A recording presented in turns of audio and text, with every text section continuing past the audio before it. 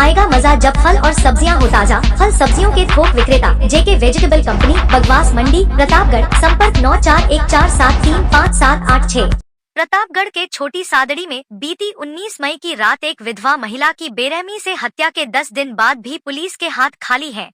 इस जघन्य हत्याकांड का अब तक कोई खुलासा नहीं होने से माली समाज समेत समस्त नागरिकों में भारी रोष व्याप्त है। इस घटना को लेकर सगरवंशी माली समाज के आग्रह पर आज छोटी सादड़ी नगर पूरी तरह से बंद रहा। समस्त व्यापारियों ने अपना व्यापार बंद रखकर स्वैच्छिक समर्थन दिया।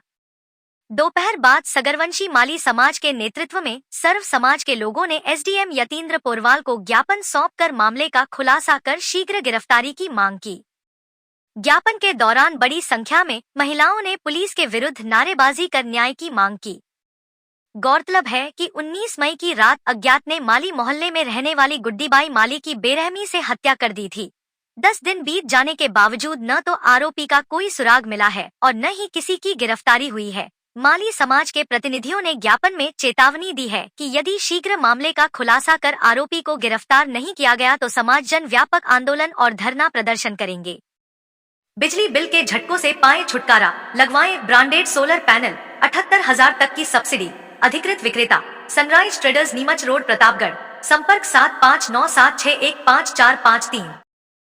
प्रतापगढ़ के पीपलखूंट शहर के मुख्य बाजार में आज सुबह एक बार फिर चोरी की वारदात ने व्यापारियों की चिंता बढ़ा दी है। यह घटना नेशनल हाईवे 56 पर स्थित एक दूध डेयरी के बाहर घटित हुई, जहां एक चोर तड़के करीब 5 बजे डेयरी के बाहर रखे दूध के कैरेट चुराकर फरार हो गया। चोर डेयरी के बाहर से 2 भरे हुए 24 लीटर अमूल दूध के कैरेट और 2 खाली कैरेट उठा ले गया। हैरानी की बात यह है कि इसी स्थान से 24 तारीख को भी 2 कैरेट चोरी हो चुके हैं।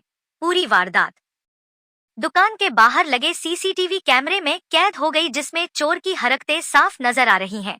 फुटेज में देखा जा सकता है कि चोर बेखौफ होकर चोरी की वारदात को अंजाम देता है और मौके से फरार हो जाता है। घटना की सूचना मिलते ही पुलिस को अवगत कराया गया, जिसके बाद फुटेज के आधार पर पीपलखूंट थाना पुलिस द्वारा आरोपी की तलाश शुरू कर दी गई है। प्रतापगढ़ में धरोहर बचाओ जिला समिति एवं महाराणा प्रताप स्मारक सेवा समिति के संयुक्त तत्वावधान में वीर शिरोमणि महाराणा प्रताप की 585वीं जयंती आज मिनी सचिवालय परिसर स्थित महाराणा प्रताप स्मारक स्थल पर श्रद्धा एवं उत्साह के साथ मनाई गई। कार्यक्रम में सर्व समाज के लोगों एवं महिलाओं ने भाग लिया। समिति के मीडिया प्रभारी गोपाल धाभाई ने बताया कि कार्यक्रम का शुभारंभ सुबह महाराणा प्रताप की प्रतिमा पर माल्यार्पण एवं दीप प्रज्वलन से हुआ। इसके पश्चात सभी ने प्रतिमा पर पुष्प अर्पित कर वीर शिरोमणि को श्रद्धांजलि अर्पित की। महाराणा प्रताप के पराक्रम, स्वाभिमान और मातृभूमि के प्रति उनके अद्वितीय समर्पण को याद करते हुए वक्ताओं ने उनके जीवन से प्रेरणा लेने का आह्वान किया।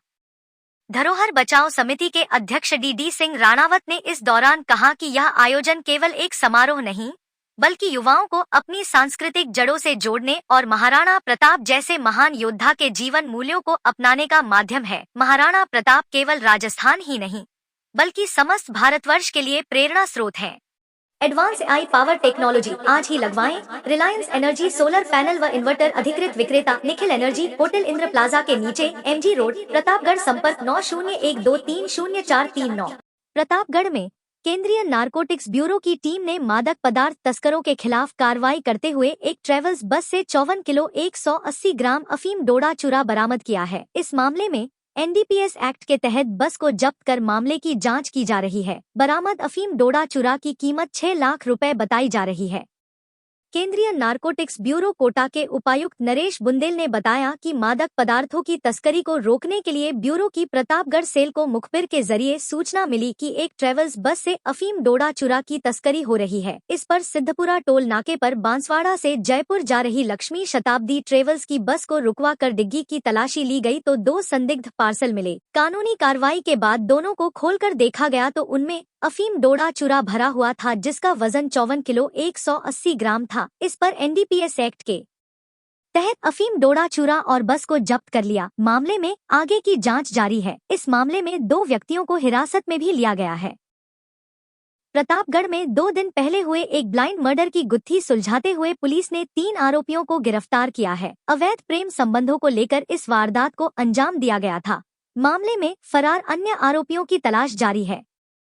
पीपलखूंट थाना अधिकारी जयेश पाटीदार ने बताया कि बीती 26 मई को खरखोटी गांव में एक व्यक्ति का संदिग्ध हालत में शव मिला था, जिसकी पहचान खरखोटी निवासी शंकर दमामी के रूप में हुई थी। मामले की गंभीरता को देखते हुए पुलिस ने एफएसएल टीम और डॉग स्क्वाड के माध्यम से सबूत जुटाए थे।